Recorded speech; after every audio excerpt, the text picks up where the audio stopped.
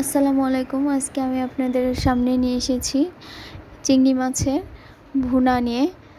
তো দেখুন, আমি রেসিপিটা অনেক সাধারণভাবে করেছি। প্রথমে আমি পেঁয়াজ দিয়ে দিয়েছি, পেঁয়াজ উপরে আমি সরিষার তেল দিয়েছি। এবার পেঁয়াজটা একটু ভাজতে হবে। ভাজার পরে আমি সামান্য পরিমাণে লবণ দিয়ে দিয়েছি। যেহেতু আমার চিংড়ি মাছ 5 পিস, সেজন্য আমি অল্প করেই লবণ দিয়েছি, যতটুকু প্রয়োজন ততটুকু লবণ দেওয়ার পর এবার আমি একটু নেড়ে দিলাম। দিয়ে দেখুন, এবার আমি একে একে সব মশলার উপকরণগুলো দেব। আমি আদা বাটা 1 চামচ, জিরা বাটা 1 চামচ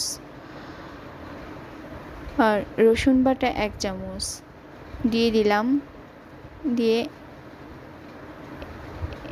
এবার আমি পেঁয়াজ পিষে রেখেছিলাম, পিষা পেঁয়াজটা 2 চামচ মতো ছিল, সেই 2 চামচ পেঁয়াজ দিলাম।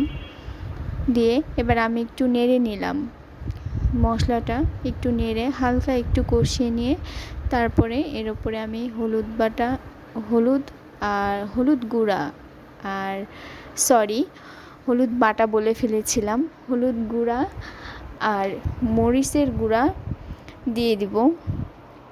দেখুন, আমি এক চামচের অর্ধেক, হাফ চামচ হলুদের গুঁড়ো দিলাম আর আমি হাফ চামচের মতো এবার মরিচের গুঁড়ো দিয়ে দিব সাথে।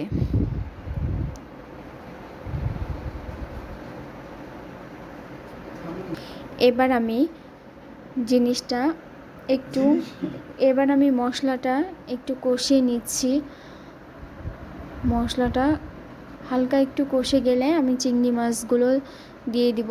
দেখেন, আমি একটু পানি দিচ্ছি, হালকা পানি দিয়ে মশলাটা কষিয়ে নিচ্ছি। একটু নেড়ে নেড়ে মশলাটা ভালো করে কষিয়ে নিতে হবে।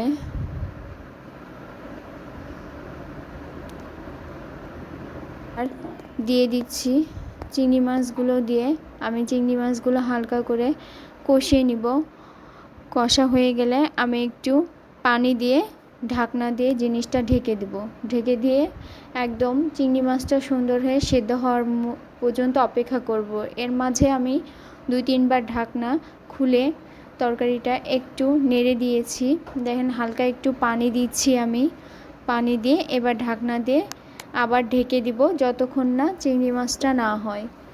হয়ে গেলে হালকা একটু জিরা ধনিয়ার গুঁড়া দিয়ে আমি চিংড়ি মাছটা নামিয়ে নেব। যদি আমার রান্নাটা আপনাদের ভালো লেগে থাকে অবশ্যই আমার চ্যানেলটি সাবস্ক্রাইব করবেন। ধন্যবাদ আপনাদের সবাইকে।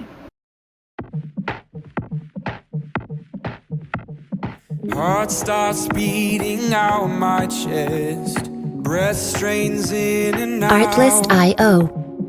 Fought this feeling long enough, can't escape you now.